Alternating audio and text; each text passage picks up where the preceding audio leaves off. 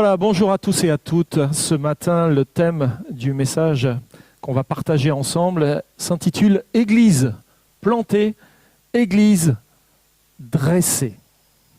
1 Corinthiens chapitre 3, verset 3 jusqu'au verset 9. Voici ce que Paul écrit « Lorsque vous vous jalousez les uns les autres et que vous vous fractionnez en parties opposées, ne montrez-vous pas que vous vivez comme des hommes, on pourrait rajouter aussi des femmes, livrés à eux-mêmes. Tant qu'il y aura parmi vous des rivalités, des dissensions et des querelles, n'est-ce pas la preuve que vous comportez comme tout le monde? Comme des hommes ou des femmes irrégénérés. Lorsqu'il y en a qui disent « Moi, je suis de Paul », d'autres « Moi, pour Apollos », n'agissez-vous pas comme les gens du monde, de manière toute humaine, trop humaine? Après tout, que sont donc Apollos et Paul? Des serviteurs, rien de plus, qui vous ont amené à la foi, chacun d'eux accomplissant la tâche particulière que Dieu lui a confiée, suivant les capacités que Dieu lui a données. Moi, j'ai planté, Apollos a arrosé, mais Dieu seul a fait croître. Or, en fin de compte, tout dépend non de celui qui plante, ni de celui qui arrose, mais de Dieu qui donne la croissance. Planter ou arroser revient au même. Les deux tâches se valent. Planteur et arroseur sont des coéquipiers de rang égal, qui travaillent à une œuvre commune. Cependant, chacun d'eux recevra son propre salaire en fonction de son propre labeur. Nous qui œuvrons ensemble au service divin, nous ne sommes que des collaborateurs de Dieu. Et vous, vous êtes le jardin qu'il cultive. Vous êtes le jardin qu'il cultive. Aujourd'hui, on va méditer ensemble sur un passage du Nouveau Testament qui souligne l'importance de la coopération dans l'œuvre de Dieu. Dimanche dernier, le thème du sermon était « Tous ensemble ». Vous vous en rappelez? Et je vais rester sur cette notion de coopération, de synergie dans l'œuvre de Dieu. Dans 1 Corinthiens 3, l'apôtre Paul emploie une métaphore liée à la nature pour illustrer le rôle de chacun dans le développement spirituel. Est-ce que vous appréciez les métaphores? C'est utiliser des images pour essayer d'expliquer quelque chose qui, sans images, pourrait être peut-être un peu compliqué à comprendre. Donc les images qu'utilisent les métaphores sont très utiles pour comprendre et facilement mémoriser la pensée qu'elles transmettent. Paul compare l'Église à un jardin où chaque individu a un rôle essentiel à jouer. Planter, arroser, faire croître. Planter. Paul commence par rappeler aux Corinthiens « Je vous ai planté ». Il met en avant son rôle dans l'évangélisation qui consiste à implanter la semence de la parole de Dieu dans le cœur. L'évangélisation est une action fondamentale dans une église. Une mission divine qui consiste à partager la bonne nouvelle de Jésus pour faire découvrir aux autres sa grâce salvatrice, sa grâce qui sauve. Arroser. Paul continue en mentionnant Apollos en tant que celui qui vous a arrosé. Il souligne l'importance de l'enseignement, du soutien spirituel qui nourrissent la foi naissante, favorise ses racines. L'arrosage symbolise aussi l'effort constant de nourrir les croyants avec la parole de Dieu, de les encourager et de les guider dans leur cheminement avec le Christ. faire croître. Enfin, Paul souligne, Dieu a fait croître. La croissance spirituelle ne résulte pas de nos propres efforts, ni même de ceux de Paul, ni même de ceux d'Apollos, si bons serviteurs pouvaient-ils être. La croissance spirituelle n'est pas le résultat de nos propres efforts, mais constitue un don de Dieu, une grâce divine. C'est Dieu qui accorde la vie, la force et la puissance pour que la semence de la foi puisse germer et donner du fruit. L'apôtre insiste sur l'importance, par contre, de la coopération entre les différents acteurs de l'œuvre de Dieu. Chaque personne a un rôle unique et crucial à jouer. Et la croissance spirituelle est le résultat d'un effort collectif. C'est Dieu qui a fait croître, mais c'est Paul et Apollos qui ont commencé à travailler ensemble pour un même but, un même objectif, tous les deux dépendants de Dieu, pour que Dieu puisse, au travers du fruit de leur travail, porter encore plus de fruits. Chaque personne a donc dans l'Église un rôle unique et crucial à jouer. Quel est ton rôle ce matin dans l'Église ? Et la croissance spirituelle, c'est le résultat d'un effort collectif dont Dieu va s'emparer en y mettant la vie pour que tout cela se multiplie et fructifie. Ainsi, le planteur et l'arroseur et celui qui fait croître collaborent tous pour que le jardin spirituel puisse prospérer. Et il est essentiel que nous soyons pleinement conscients de notre rôle dans l'œuvre de Dieu. Que nous soyons planteurs ou arroseurs, notre contribution est précieuse et indispensable. On aurait pu se dire, mais Paul, avec Paul, on en a assez, non ? Oui, mais Paul, il ne faisait que planter. Si personne venait pour arroser, il se serait passé quoi ? Rien. On aurait pu se dire, non, mais Paul, c'est pas la peine qu'il se déplace, il a bien d'autres choses à faire, Paul. On a Apollos, nous. Oui, mais Apollos, il plantait pas. Lui, juste, il arrosait. Si le jardin n'est pas planté, mais qu'on l'arrose, qu'est-ce qui va se passer ? À part faire de la boue, on ne va pas faire grand-chose. Vous comprenez l'utilité de chacun ?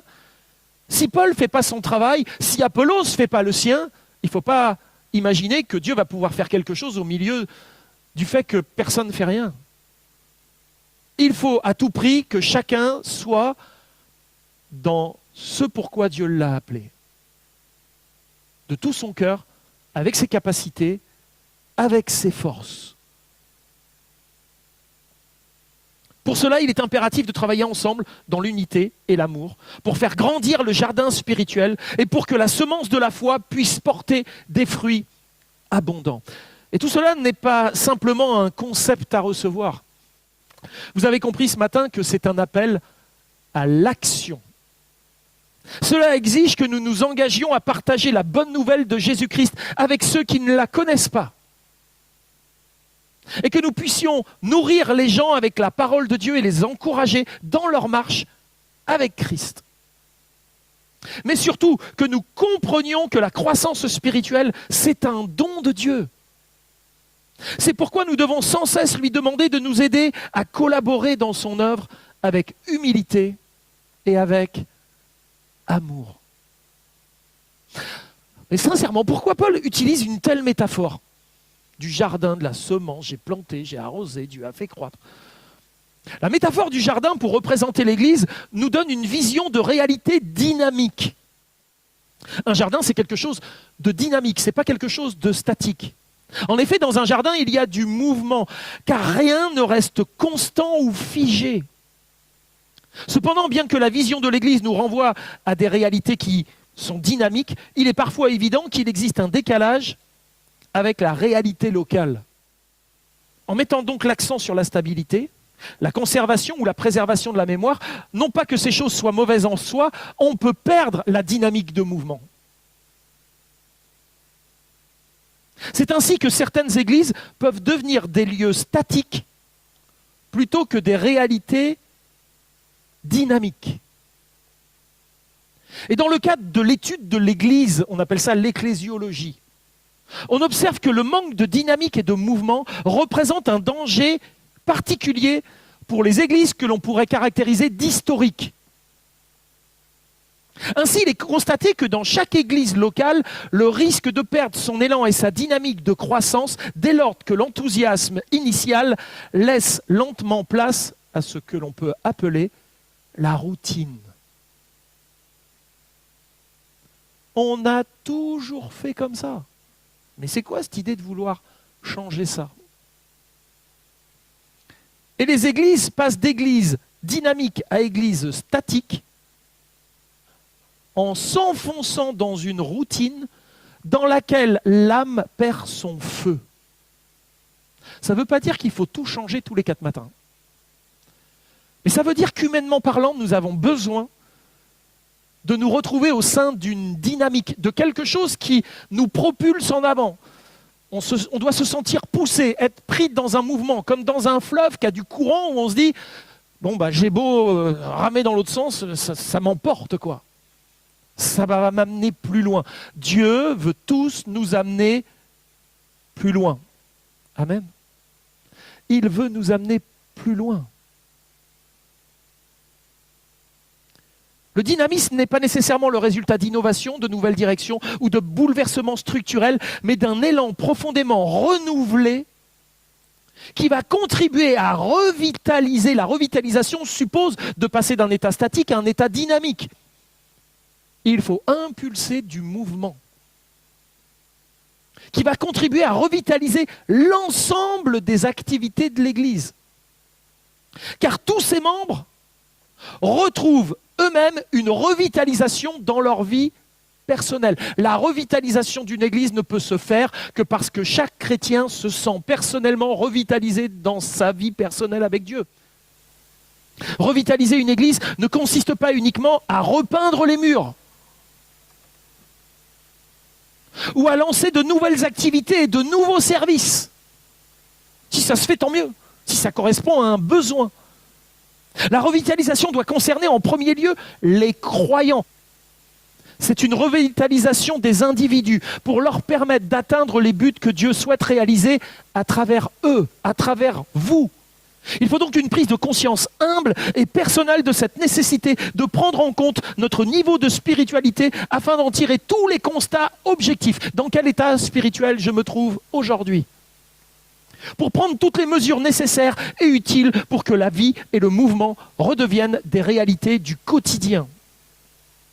Quel est l'objectif de la revitalisation ? La revitalisation vise à atteindre l'objectif d'une église en bonne santé, et non seulement celui de la croissance numérique de l'église, qui est simplement le résultat de la revitalisation et non son objectif principal. Une église en bonne santé est donc une église principalement composée de chrétiens dont la présence de l'Esprit en eux est quelque chose de tangible.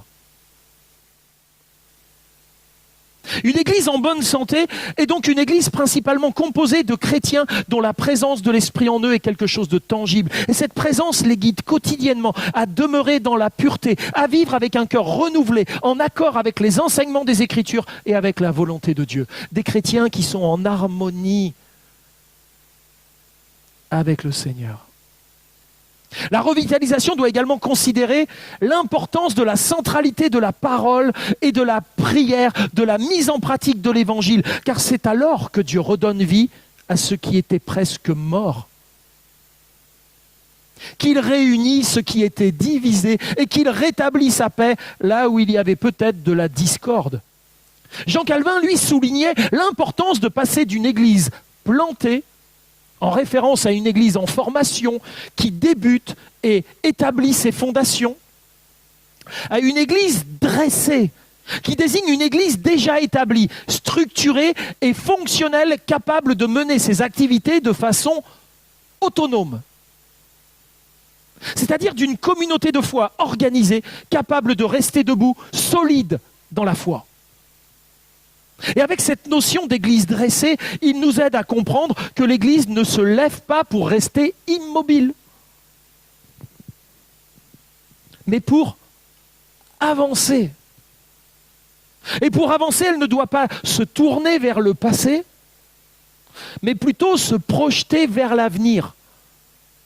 Et pour atteindre cet objectif, il faut se délester de l'idée d'église en tant que bâtiment, en tant que monument, qui n'a pas pour vocation de devenir un musée,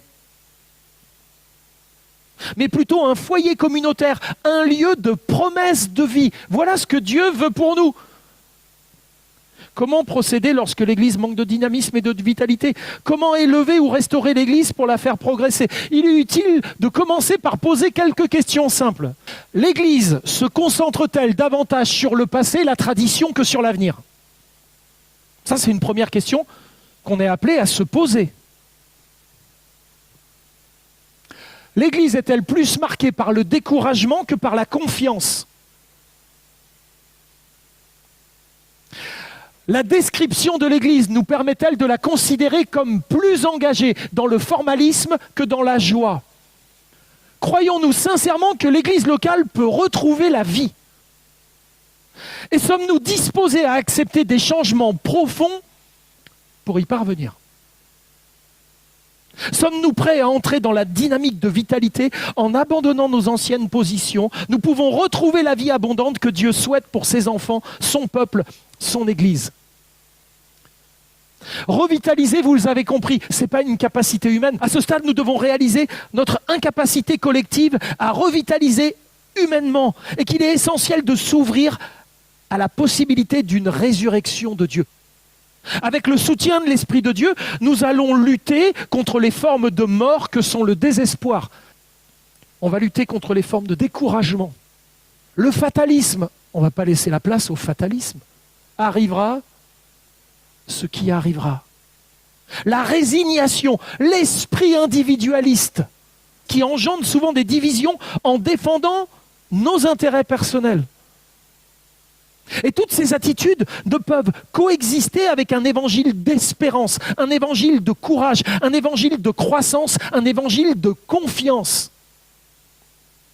Et il est donc impératif de s'opposer et de contrer notre foi à toutes ces choses qui paralysent fréquemment l'Église. Je veux que ma foi se mette en opposition en face du découragement, du fatalisme.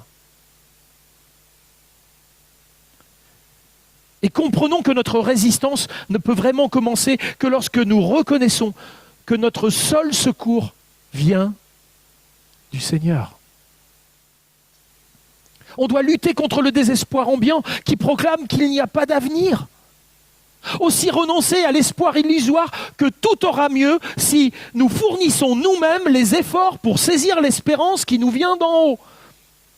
En d'autres termes, nous devons abandonner nos propres désirs et rêves pour laisser toute la place à l'action de Dieu dans son peuple. Notre unique contribution, vous savez c'est quoi? La foi. C'est d'y croire. Ézéchiel 37, verset 3, il me dit, fils de l'homme, ces os pourront-ils revivre? La réponse à cette interrogation divine conditionna notre positionnement vis-à-vis de Dieu et permettra la transformation de la vallée de mort en vallée de vie. Ézéchiel 37b, je répondis, Seigneur, tu le sais, toi. Seigneur, tu le sais. Une église qui ne s'appuie que sur ses seules compétences n'a pas d'avenir, car si elle se fonde sur des raisonnements humains, elle ne peut que se dessécher intérieurement, se couper de sa seule source de vitalité, la parole de Dieu, inspirée par le Saint-Esprit. Ainsi, si notre première attitude consiste à élaborer des plans d'action, pasteur, vous avez un plan d'action? Si notre unique objectif, c'est d'élaborer un plan d'action, à motiver les croyants à agir, à se lever et à avancer, l'Église ne se revitalisera pas. La vallée des ossements d'Ézéchiel est toujours présente pour nous rappeler que ce n'est que lorsque l'Esprit entra dans les dépouilles de cette vallée que la vie leur fut rendue et qu'ils se dressèrent prêts pour agir. Ézéchiel 37, 10, je prophétisais selon l'ordre qu'il m'avait donné. Le Seigneur m'a parlé. Et l'Esprit entra dans ces cadavres. Et ils reprirent vie, ils se tinrent sur leurs pieds. C'était une armée nombreuse, très nombreuse. Et si nous admettons notre incapacité à trouver la vie par nos propres moyens, tout devient alors réalisable.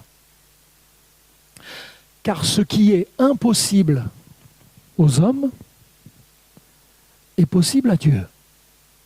Et dans cette vallée morbide, chaque cadavre allait retrouver la vie de manière individuelle, permettant une revitalisation à un niveau collectif, sans laquelle nous resterons toujours limités pour atteindre les objectifs de Dieu. Ainsi, nous n'avons d'autre choix que de placer toute notre confiance dans ce qui nous paraît humainement impossible. Ça tombe bien, si ce n'est pas le rôle des chrétiens que de mettre toute leur foi dans ce qui leur paraît impossible, mais allons à la pêche au gros du roi.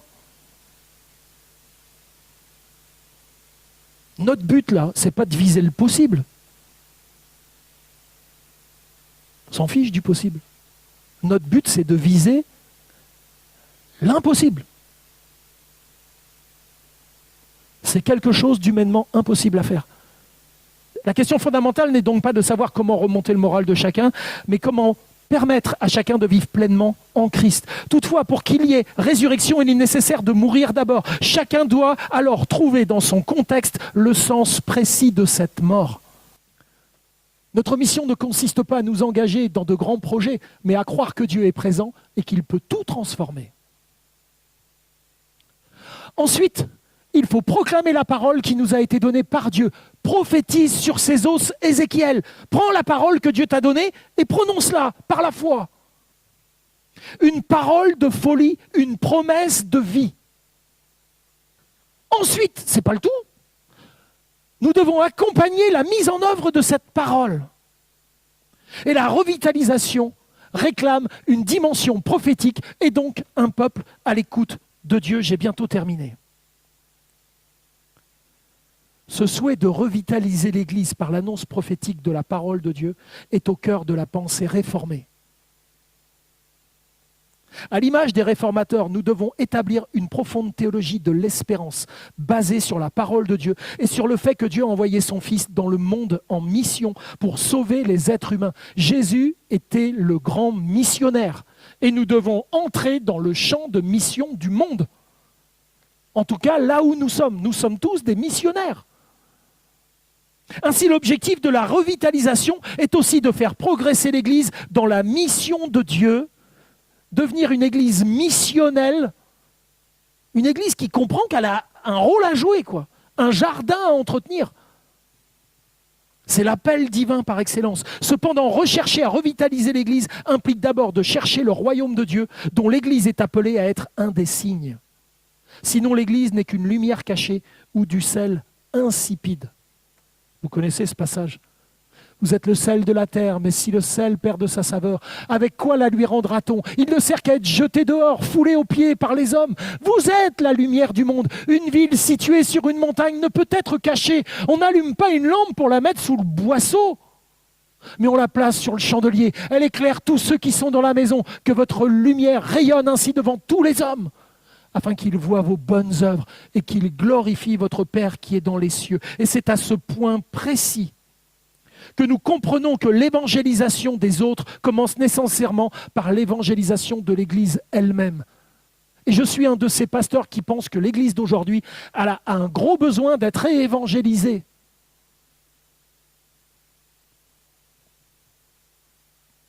Un gros besoin d'être évangélisée et de retrouver les bases de la foi chrétienne.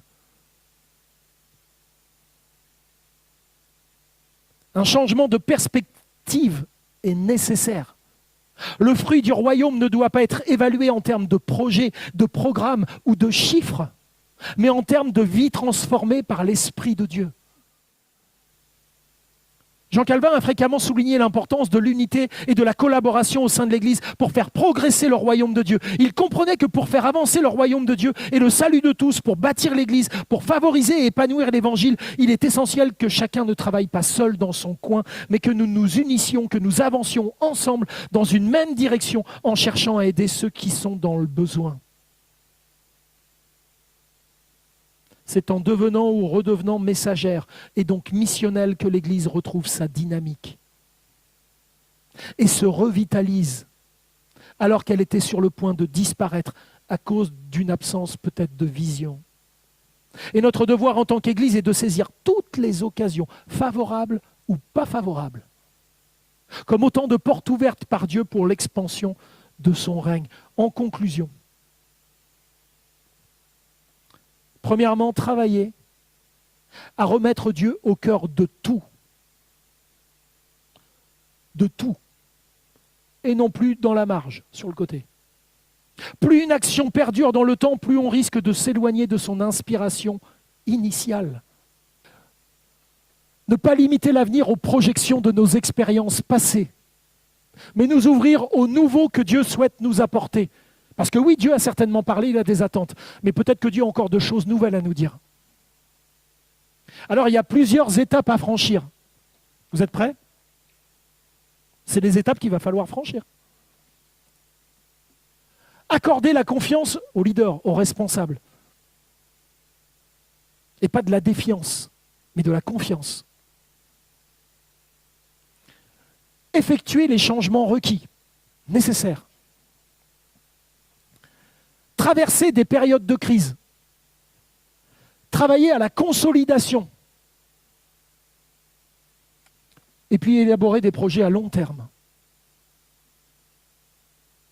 Parce que Dieu ne travaille pas dans l'instantanéité. Alors vous l'avez compris, une église revitalisée est celle où tous se lèvent ensemble, emplis de l'esprit de grâce, à l'écoute de la parole, telle une armée unie, prête à avancer collectivement dans les projets que le Seigneur a conçus. Alors gardons les promesses de Dieu, en laissant la place au témoignage de son action variée dans la vie de chacun, en permettant l'échec et son dépassement grâce à l'établissement d'une culture de générosité, de foi, de bonté partagée et d'une véritable bienveillance. Je mettrai mon esprit en vous, dit Dieu, et vous vivrez. Je vous rétablirai dans votre pays, et vous saurez que moi, l'Éternel, j'ai parlé et agi, dit l'Éternel. C'est à ce prix et à ce prix-là seul qu'une revitalisation peut s'effectuer. Revitalise nos cœurs, viens guérir nos douleurs, efface toutes nos peurs, esprit libérateur.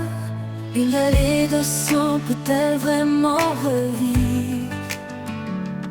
Ce qui est désuni peut-il être rassemblé?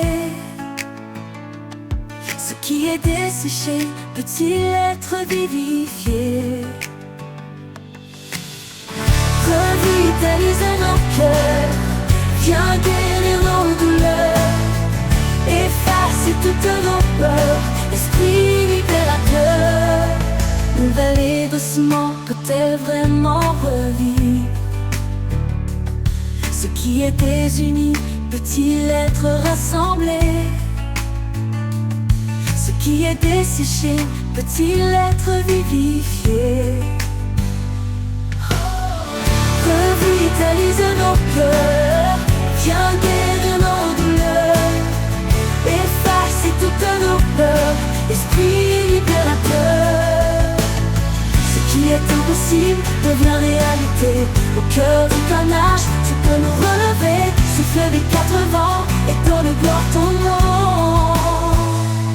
Oh, revitalise nos cœurs, viens guérir nos douleurs, efface toutes nos peurs, esprit libérateur.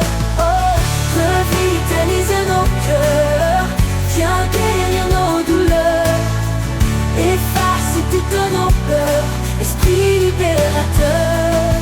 J'ouvrirai vos sépulcres, je vous ferai sortir, je vous ramènerai et vous rétablirai. J'ouvrirai l'impossible, je vous ferai sortir, je vous ramènerai et vous rétablirai. Revitalise nos cœurs, viens guérir nos douleurs, efface toutes nos peurs, esprit libérateur. Revitalise nos cœurs.